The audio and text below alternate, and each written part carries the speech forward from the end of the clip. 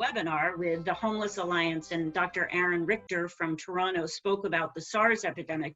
And he specifically said how important how they sort of got through that setting, or got through that pandemic at that time, was that testing for all symptomatic persons in shelter was critical, and that we needed early partnerships with the health authorities to get that testing.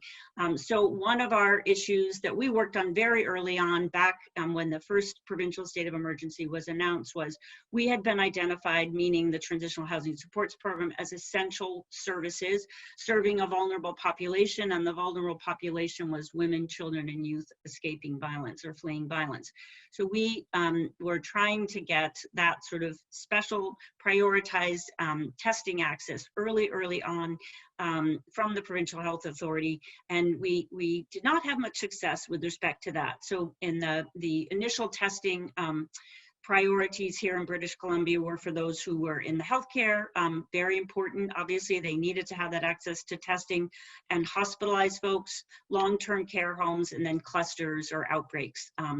So when we realized that we weren't going to have access to the provincial health authorities sort of access to prioritized testing, we sort of realized that in order to keep the word out that we were offering free support and shelter for women and children, and all of our programming, we sort of quickly relaunched this You Are Not Alone campaign, which was a campaign that we had launched a few years ago related to increasing access to transition houses for immigrant and refugee women. And then we relaunched this just to make sure that folks knew that they were not alone, make the call, and that shelters were open. Because with the messaging of the social distancing and the self-isolation, we were getting a lot of queries as to whether shelters were open, and whether they were using a different intake protocol and policies, and if they were, it was deterring women from considering coming into shelters. So that was something that we launched, and I think was actually helpful in terms of folks knowing that we were available, and that all the wonderful women across British Columbia were doing the same work that they do every day, but they were doing it now in a pandemic. We also had the good fortune to work, one of our operational funders in British Columbia is BC Housing, and they're part of the Ministry for Municipal Affairs and Housing. And they recognize that if we weren't going to get access to the prioritized testing, that our member programs are going to need to triage cases to the best of their ability. So we sent around a query to all of our member programs, asking them if they had a pandemic plan in place, and if they had sufficient supplies in place. So we had sort of an inventory from the early days. Actually, this was the right March 18th, actually. So we had sort of a placeholder to determine what resources folks had and what resources they needed. And actually, BC Housing has assisted us in terms of not only identifying what supplies folks need and doing some bulk buying for our houses, but also securing hotel rooms as overflow accommodations. And so one of the practices that I'm going to speak to today is sort of how our member programs have changed their intake process in terms of identifying both the pandemic screening elements to it, but also the hotel elements to it. And this is just a pandemic assessment that was prepared by one of our member programs over on Vancouver Island, that sort of walks you through all the same things that we do every day in terms of our intake work, but also adds on the pieces with respect to health assessment, which has to be part of the intake process, and also what congregate housing, if congregate housing setting is appropriate or not. And without having access to that prioritized testing, which would have allowed us to triage and sort of self-isolate people while we awaited the testing results, all our folks could do really is to do this sort of assessment to the best of their ability. They used a self-assessment tool that was put together by the Provincial Health Office here, which was helpful. But if they had to isolate someone, then they were using the hotels for isolation. And so they had a very sort of, if you see, there's step 1, step 2, step 3, and within this this, so it's sort of all the same work that you guys do on a daily basis, but we just have to have more steps and more protocols in place. So if you show that if intake is needed, when it says along this this form, it talks about, say, C pandemic screening questions. And the pandemic screening questions actually sort of changed as the health office, sort of mandates change. But particularly at the beginning, it was, have you traveled out of the country? Had you had contact with anyone who has returned from travel in the last 2 weeks? Have you had contact with anyone who has tested positive for COVID-19? Have you had contact with anyone who has flu-like symptoms in the last 2 weeks? Have you yourself been ill with a cold or flu-like symptoms in the last 2 weeks? Very simple screening process. If no to all those above questions, then you could proceed with a normal intake into the congregate setting. If yes to the questions, folks were consulting with a supervisor and then talking to the women, children, and youth as to what the options were available. Some of our houses had the ability to self-isolate folks on site. Other folks had to use the overflow accommodations in a hotel. And within the context of this, at every step in the process, we sort of had new protocols and sort of house rights and responsibilities along the line. So our members had sort of pandemic house rights and responsibilities that developed as a result of this if you came into the housing, into the congregate housing setting. So specifically related to having, instead of having a morning resident meeting, you would have a morning check-in with staff, and you would be you would still be maintaining that social distancing. Houses were using, they didn't have access to the medical masks, but they were using sort of the handmade or homemade masks, or sort of community masks for both residents and for staff. And it was all part of the intake process and also part of the informed consent, so that folks knew that when they were entering the house, these were the rules of the house. They had rules, and they still have rules with respect to hand washing immediately upon entry to the house every single time, rules and sort of guidance as to physical distancing, guidance as to how, if you leave the residence, let's say to smoke in the gazebo, how you come back into the house in a safe way, and use of the kitchen was particularly restricted in terms of there was one person or one family cooking at a time. Some houses actually cooked 4 people because I found that that was the easier way to sort of deal with that common space. And then very strict rules as to how you clean up. And many of the houses set curfews and also established no non-essential visits outside of the house. Again, with the common understanding and the common knowledge that they were trying to accomplish health and safety, and that was really the primary goal for the folks that are in the house. Some of the houses had some really clever ideas about leisure ideas, about what you can do when you're self-isolating and when you're not able to social distance. So those were really lovely. And all these forms I have, and I can share with Leah, and she can share them with you going forward. If you did have to quarantine a person, whether it was on site at the house or whether it was in a hotel, again, there were even more restrictive protocols that our folks developed in terms of really making sure the folks knew that it was in their best interest to abide by these protocols, and to also understand that there are going to be some women who are going to have a very difficult time fulfilling these obligations. So really trying to work with them to make it so that they realize that it's in their best interest for the period of time that's required to do it, which was a bit of a moving target, whether it was 7 days or 10 days or 14 days, but whatever it was at the time, whatever the Provincial Health Office required, our folks were following suit. With respect to the placement of the hotels, they also developed some specific sort of protocols with respect to the hotel rules. And this was particularly for houses which had been low barrier houses. It was particularly difficult for them to sort of change some of their policies. But the hotel rooms, for the most part, in British Columbia, a lot of them were being paid for and were being reserved by BC Housing. So that was good. good because that means the rooms were confidential and there was no, you didn't have to sign in at the front desk. The hotel was aware of the fact that it was a placement from a transition house, and so they were working in concert with the house and working in concert with BC Housing to maintain the confidentiality. They were providing, some of the hotels were able to provide them meals. The transition houses were bringing in meals for those that didn't have the ability to have the hotel restaurant provided for them, and they were providing them with emergency buttons. Some houses actually had staff members staying on site because that was just an easier way to keep track of folks and to provide them supports on site, and they were doing daily check-ins by phone. But with respect to some of the rules, they had to have some of the rules be a little bit tighter in terms of identifying that they were not in the congregate setting where everybody is sort of, together, living together communally, but that they're in a public setting. So there was, again, house rules related to behavior that negatively impacts the hotel or other tenants of the hotel. There were rules as to making sure that the children's needs were attended to while staying at the hotel.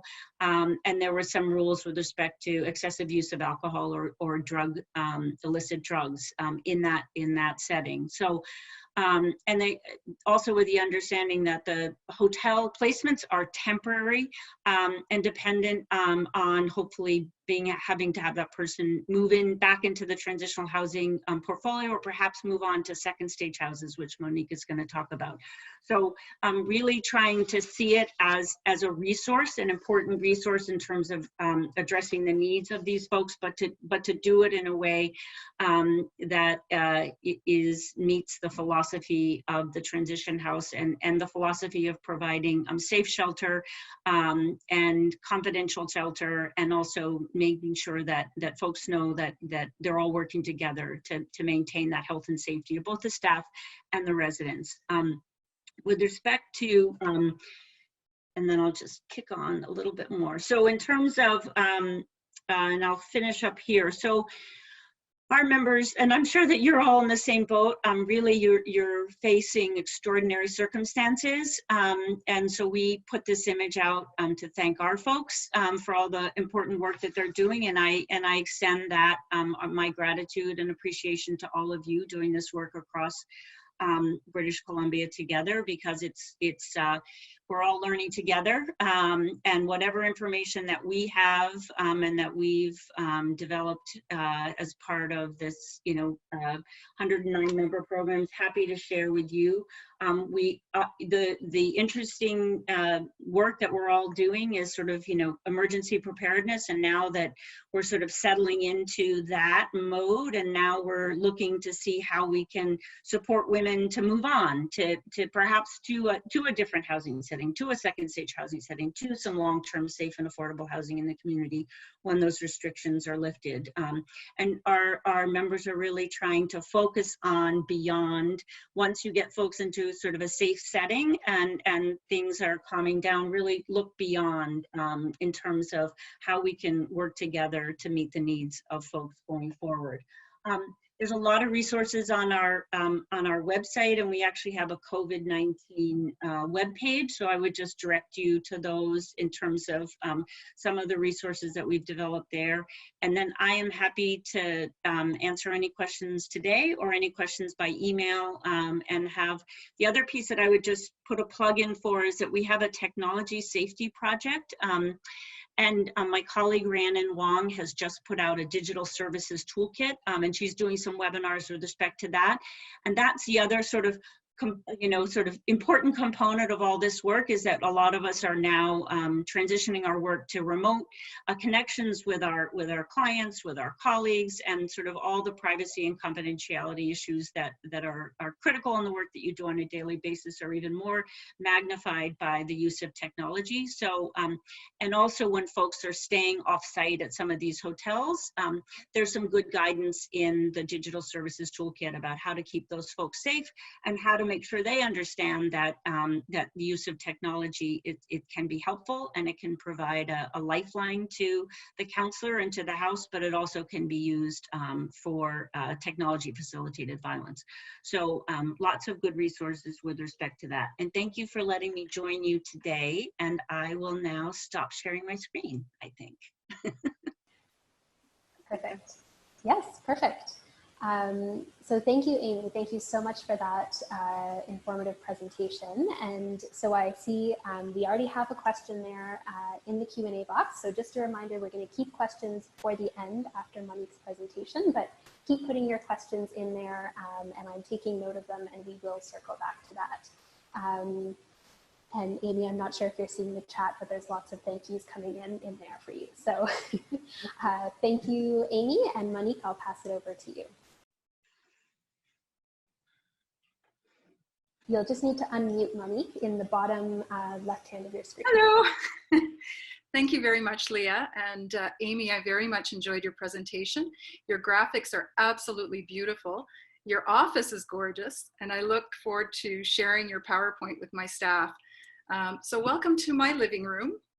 You never know what you'll see behind you if a family member happens to traipse through, or an animal, but hopefully we'll be able to get through this presentation without too much disruption. My biggest worry right now is the internet connection, so I'll keep my fingers crossed on that. I'd like to really begin my presentation with an acknowledgement of what has occurred in our country in the last few days, in the last week and a half, with the brutal murders in Nova Scotia and the lives lost at the hands of violence, and in particular violence against women. We are aware of a number of femicides, domestic violence homicides, which have occurred in Canada in the last month and a half. And like Amy, I would like to just thank the front line in this country for stepping up, as always, in putting the lives of women and children at the forefront and helping to keep everyone safe during this very tumultuous and scary time. So thank you for all of that. I am from Nova Scotia. I live in Calgary, so I say hello to my colleagues across this country. I'm looking forward to the Q&A as well.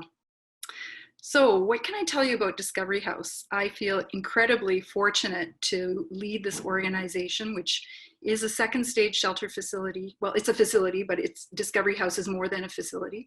We offer housing support to women with children fleeing domestic violence in a second stage way. So whether women come to reside in the shelter or in community, they are supported in the same wraparound way, whether they live in the shelter or in community. We serve about 675 women and children per year. We have 19 independent apartments in the shelter facility, which again is a real blessing, particularly in a time like this, because self-isolation is made possible by virtue of the fact that women live in their own independent units in the shelter facility at the Discovery House shelter facility. And then we serve about 120 women and children in community through Housing First initiatives, which is again taken on as a second stage shelter platform, if you will, because of our way of responding to the needs of women through a wraparound service. We're highly clinically based at Discovery House, and what I mean by that is we have a staff of approximately 49 individuals, most of whom are frontline workers who work as case managers, mental health specialists, child and youth specialists, and we also have a housing advocate on our staff, amongst administrative support in the building and facility maintenance in the building. So we're very fortunate to have the plethora of expertise that support women and their children through a wraparound service delivery model. When COVID-19 was, sort of knocking at our doors, literally, I know that March 12th is a date that sticks out for me because we had an event, a fundraising event for Discovery House on March 10th, and everything seemed to shut down days after. We had a pandemic plan already. We had to make some adjustments to that pandemic plan, but in short order, we were able to execute on our pandemic plan. And by March 12th, we had sent all of our non-essential staff home to work remotely. Discovery House had already been working around a hub model platform, looking at ways to utilize technology to reach more women. And so, you know, looking at ways that we could extend our reach by using technology and using hub models was something we had already been thinking and working on. So working from home was not entirely new to us at Discovery House, although certainly the general practice was to work on site. But again, from our community housing program model, we were working remotely already for about 10 years. So we had that experience of working remotely by utilizing our technology and so on.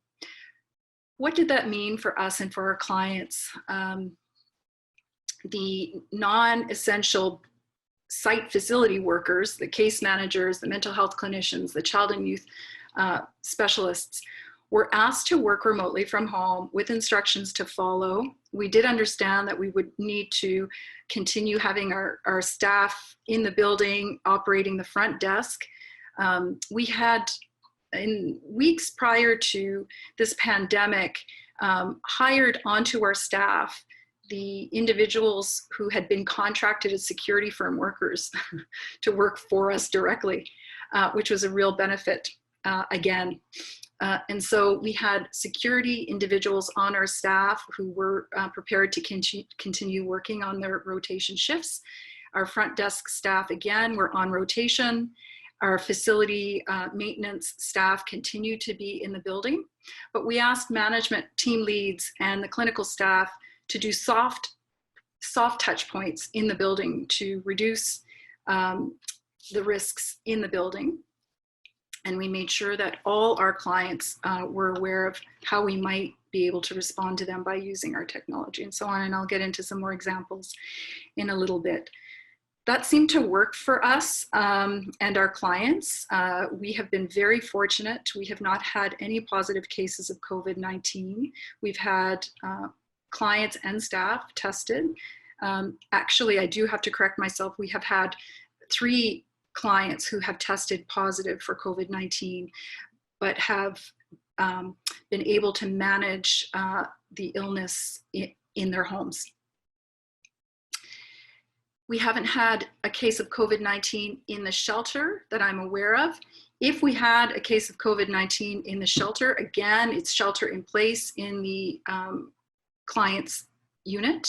In community, our clients are living in regular market housing. So, you know, as Amy was talking about house rules for various transition houses in BC and or first stage or emergency shelters across the country, Discovery House doesn't have a lot of house rules per se. Certainly in accessing services in the shelter building, we have some basic rules around guests coming into the building and so on, but in community, there are very little rules. As far as certain types of behaviors related to drug use or alcohol use, we would just apply the same measurement that any social worker or member of the community is asked to support in terms of potential reports to Child and Family Services, for example. So we take a very client-centered, strengths-based approach to our work with our clients, and because we have such a strong clinical team, we're able to mitigate a lot of risks associated with drug or alcohol use. Having said that, one of the things that we noted right away was that if a mom was diagnosed with COVID-19 and would require hospital care at a moment's notice, we needed to have alternative childcare plans in place. And so right from the beginning, we had all of the moms in our programs sign releases, providing informed consent on what should occur if she were to become ill and unable to care for her children. We were very concerned about what that might look like if a mother became ill in the night or with little ability to make contact with other staff member and or a secondary caregiver. So again, we were working from a very proactive standpoint with our clients in terms of keeping very close contact with them along the way through our regular programming, but also through the course of illness or potential illness. Okay, so we have, I would offer that as an innovative response to dealing with COVID in a sheltering environment, is to make sure you have your secondary care plans in place, that the mom has provided consent for you to reach out to the secondary care provider in the event that the mom becomes unable to care for her children. You have to consider all sorts of things related to secondary care provision. And we had to engage in conversation with our provincial shelter funder and the Department of Child and Family Services with regard to the provincial indication from the health authority for children in the care of a parent who was ill was to remain in that particular home. But that perspective lacked the analysis of single caregivers and what might happen to children underage if that single caregiver was to become ill and unable to care for the children. So we had to do some work around that. And make sure that the secondary care providers were also informed as to what the risks would be if they were taking on children who had been exposed to COVID-19. And in the unlikely, unfortunate circumstances that those secondary caregivers chose not to take in the children, that the Department of Child and Family Services would be prepared for what might happen, who might be taking in the children. So I'll be curious at the end of the presentation to see if others have thought about this or worked plans around and put plans in place on this unforeseen issue. All right. Okay, well, I really wanted to let everybody know that our practices are actually informed by our philosophy at Discovery House and the lens through which we choose to view this particular period of time at Discovery House is really rooted in making sure that we are offering cheer and minimizing fear as much as we can in our shelter environment and in our working community. We understand that women and children might enter into a shelter environment with questions and to be fearful of a new environment, have experienced trauma, which have brought them into the sheltering space. So what does that sheltering space need to look like to make sure that women and children are not afraid to come in during this time, or any other time for that matter? And particularly made more difficult during social isolation and a pandemic. So elevated levels of stress and trauma. What we've done around that is, first of all, we make sure we are there for each other as a staff. We are checking in with one another on a regular basis. We continue to provide ways of coming together through Zoom and other platforms. So our social wellness committee continues to run wellness groups for staff to participate in things like meditation, indoor yoga, making sure that our wellness is being looked after, and our approach to our clients also embraces and shares that modality in terms of being there for our clients in a way that is uplifted as much as possible. So we have done things that we feel are quite creative. We were really lucky to have been picked up by an article written by Elizabeth Ranzetti for the Globe and Mail a couple of weeks ago now. Days are running together, where we talked about reducing fear and bringing cheer to the women and children in our shelter, and how might we do that. We described things like pizza nights, where you might find a donor who will donate pizza for your residents, and a pizza is delivered to their apartment. Well, I'm so grateful to say that that was indeed picked up, and we received a call from a donor shortly after that article was published, offering to do that. So we blitzed it up, and we brought in these pizzas and pop and so on, and did a little marketing for the residents in the building for them to get excited about it. And so that was a lot of fun. We have hired an artist to come into the building to do some graffiti and art on the walls of the building on the 2nd and 3rd floor. to, again, give the children and youth who live in the building and their moms a sense of watching something grow that is creative and colorful and cheerful. And so, you know, there are ways that we have to be mindful of bringing someone into the building to do that kind of work. But it is something that we're able to do. And what we've found is that absolutely the moms and kids want art supplies. They want activities to do to keep their kids engaged and so on. So like many of you, we have been able to access the technology pieces to give to our clients, like the laptops or the iPads. You know, we have that piece covered. But even in other circumstances, perhaps in households of some privilege or whatever, it's really difficult to keep kids engaged on the social media and on the using electronic tools in terms of distance learning. And so, you know, there's kind of a back to basics element to some of the ways that we're connecting as human beings with each other and with our clients. Letter writing campaigns are happening. We're putting letters in the post.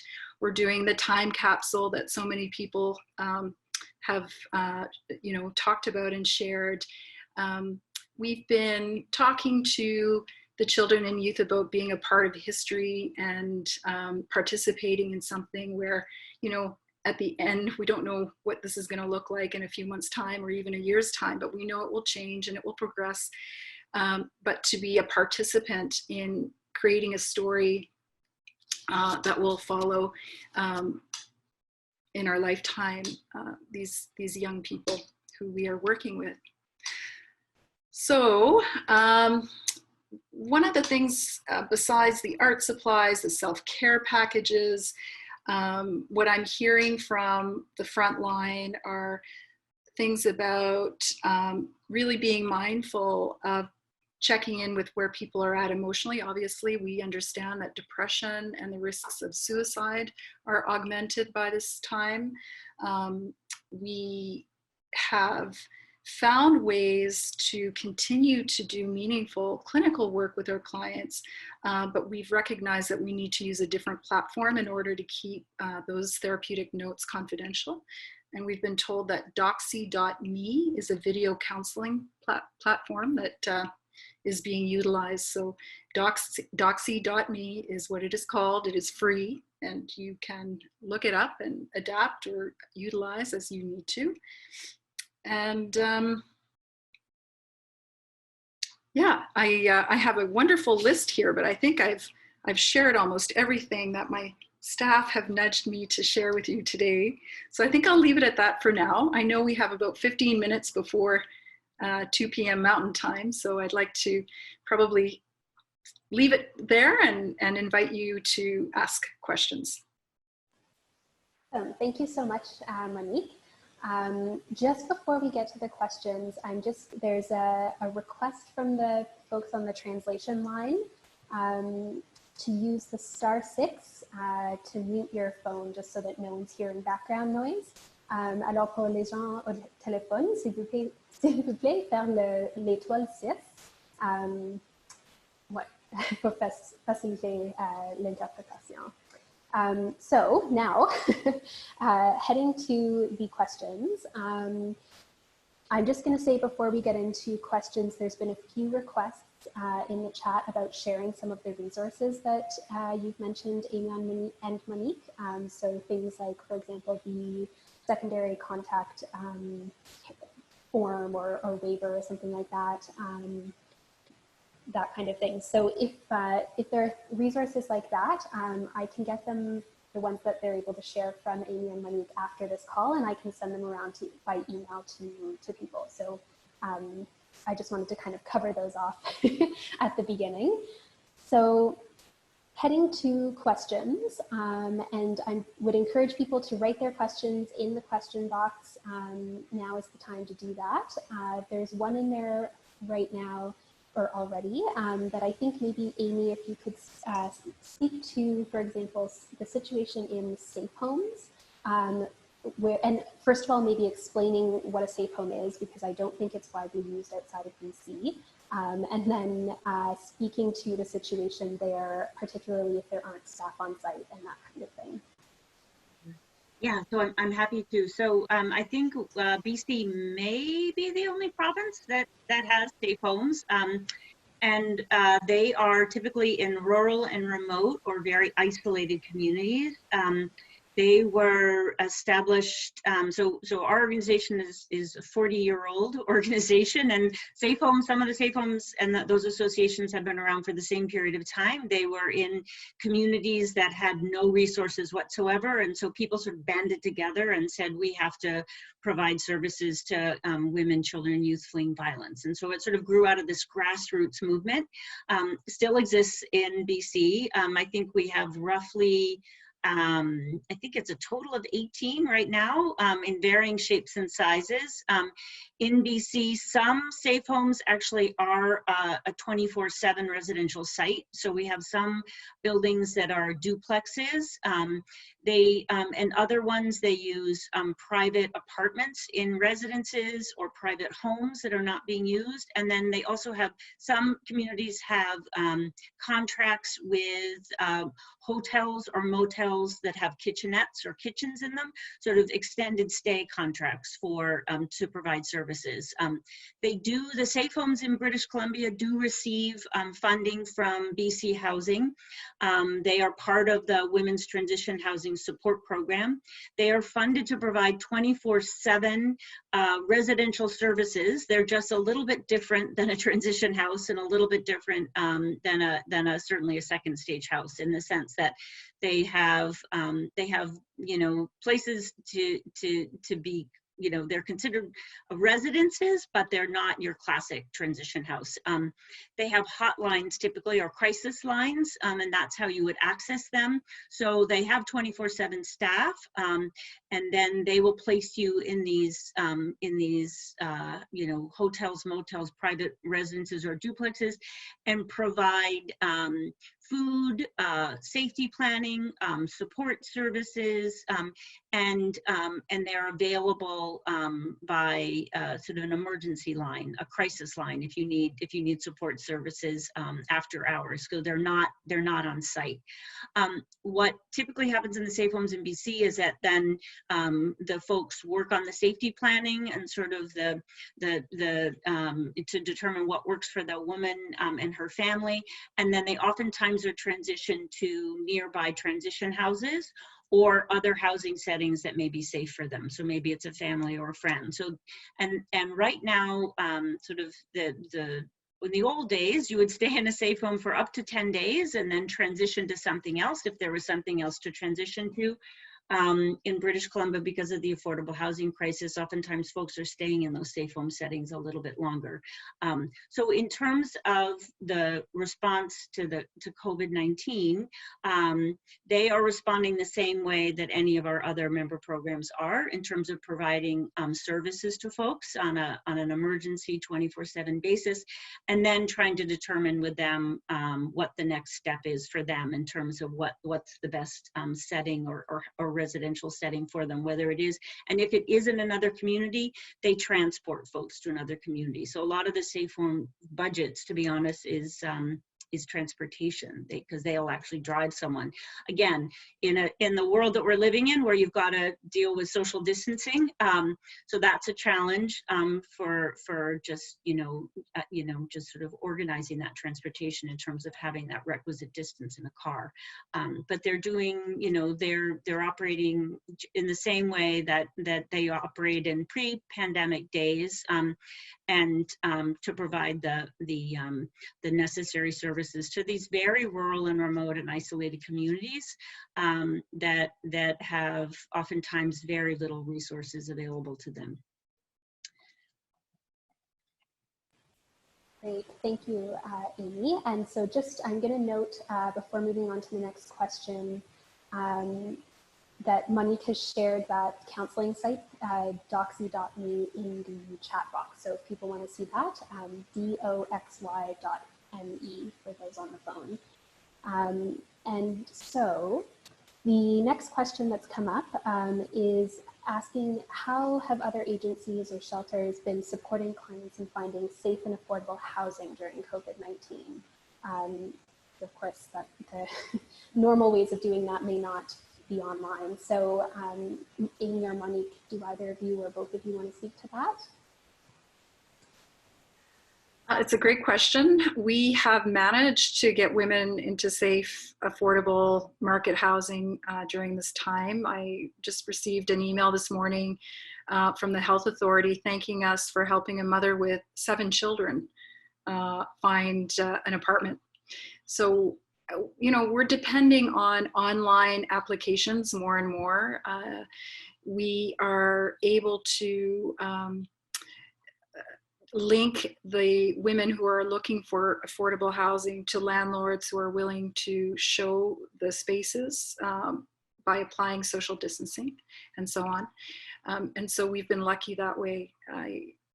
I think, you know, we are wearing masks, and we have the personal protective equipment that we need right now in order to be able to continue to do those pieces. So we're not business as usual, but we continue to offer all of the programs and services that we are here to do so far. Amy, did you want to add anything to that? Yeah, no, I would just echo what Monique said. And actually, interestingly, a lot of our member programs in sort of areas where they've had a very difficult time finding long-term safe and affordable housing, which is up north, they're actually having some success finding apartments, and they're safe and affordable. And I think that's sort of, as we walk this journey together, some of these silver linings to the pandemic is that some of there's more housing potentially available in some of these communities that perhaps would have been snapped up. Let's say if it was you know, an oil and gas resource area where, you know, there was, you know, no vacancy because all those apartments and, you know, were taken by that population. So we are seeing in some communities some good fortune in terms of accessing long-term safe and affordable housing, and using all the same routes that Monique said in terms of how you look at the apartment in a safe way and move in a safe way too. In terms of, you know, sort of takes longer, sort of orchestrating all those pieces, but absolutely. And also it is really, I think our houses are feeling like it is an important conversation to be having with women right now, to think beyond the pandemic, as Monique said, to have some sort of cheer, not fear, and sort of make some planning about, you know, post-pandemic life and what that means for my family, and so I think it can be used in a way to sort of pull us a little bit away from the emergency preparedness stuff and really start thinking about the world we want to live in, and what supports you need in place to do it, which is long-term safe and affordable housing for everybody, right? Great, thank you. And so we have one more question, and I think looking at the time, this will probably be our last question. And so the question is whether you're offering any groups to women or young women via Zoom or some other online mechanism, so group programming in a virtual way. Monique, I see you're on that. I see Amy nodding as well. It makes me so happy to know that this is happening. Yeah, we are using all those platforms for group counseling. And I forgot to mention that we also have a child development center on site at the second stage facility, which continues to remain operational, but with adaptations. So again, fewer numbers of staff are on site at any given time, but we're also rotating the staff so that all staff members are participating in some of the work that needs to occur on site, and that we're not relying on the same pool of staff for those particular programs and groups. So again, we're lessening the burden on those who would be seen to have to be there all the time and allowing others to come in as well. So the Child Development Center is in essence a group program for young ones in our program. And so we are seeing one family at a time. And of course, the children have to be in good health, and they can't have been exposed or show symptoms and so on. So that's how we're approaching that one. Yeah, and I would just say our children youth program, so the Peace program, they're having to reinvent themselves very quickly because they did most of their work. It was school-based or or community-based or at the transition houses or, you know, the administrative offices. So they are having sort of one-on-one sessions if technology is available and Wi-Fi is available. They're also embarking on groups for some of the youth, actually. They're doing pen pals. They're writing letters to one another for places where we don't have as good Wi-Fi and cell reception. So, and actually, that portfolio will have some good best practices that we'll be posting on the website, because they're a very creative and resilient group. So I'm happy to be sharing those, and we'll be sharing those on our COVID-19 webpage as well. So thank you. Great, thank you. And I just want to mention on that last point there, that's a great segue to next week's webinar, which is going to focus more on kind of adapting some of the programming or services that are, you know, normally or often offered to women who might be in the community, some of the outreach, some of the programming that people might normally offer in person that has now been shifted online.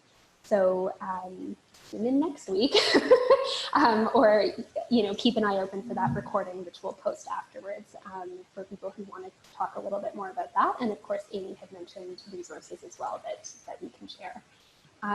So given the time, I think we'll wrap it up. And so I just wanted to say a huge, huge thank you to Amy and Monique for your wonderful presentations and sharing those insights, and also to everyone who's participated.